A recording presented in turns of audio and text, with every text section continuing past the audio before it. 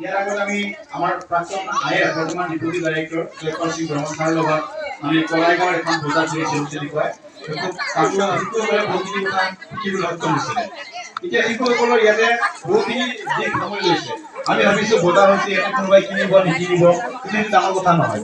কিন্তু ডাঙৰ কথা হ'ল কি শিশুসকলে এতিয়া শিকি আছে যে এটা ডিচিপ্লিন আৰু লগতে তেওঁলোকৰ যোগাযোগ যে কমিউনিকেশ্যন ভাৱ বিনিময় মানুহৰ লগত কিদৰে কথা পাতিব।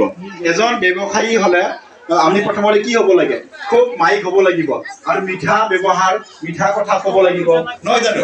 তাৰ উপৰি আমি কেনেকে মানে কাষ্টমাৰজনক কি কৰিব লাগে, আকৰ্ষণ কৰিব লাগে, সেইখিনি কথা আমি শিকিব পাৰোঁ। শিশুসকলে আজি শিকিছে, ভাল লাগিছে। আৰু ডাঙৰ কথা হৈছে কি যে ইয়াতে যিটো নেকি বজাৰত দোকানী হ'ব, সেই দোকানীখিনিৰ আটাইতকৈ ডাঙৰ বস্তু হৈছে ধৈৰ্য। তোমালোকৰ ধৈৰ্য লাগিব, বিক্ৰী নহ'লেও যাতে তোমালোকে মানে ধৈৰ্য ধৰা, বুজি পাইছানে? কোনোবা যদি কাষ্টমাৰ আহে, কোনোবা লাৰিব, চাব, চুব, উলট পালট কৰিব, কিন্তু খং উঠিব নহয়।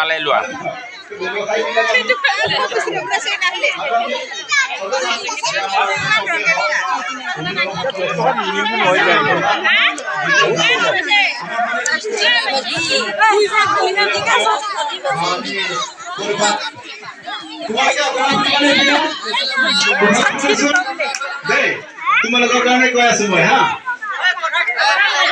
অকমান শুনিবা। এই বজাৰত যে হেৰি এটা থাকে নহয়, নিগুনি মাৰা দাৰু কিনিব নে কোনো নুশুনে, হয় নহয়? তেনেকুৱা হয় কথাখিনি।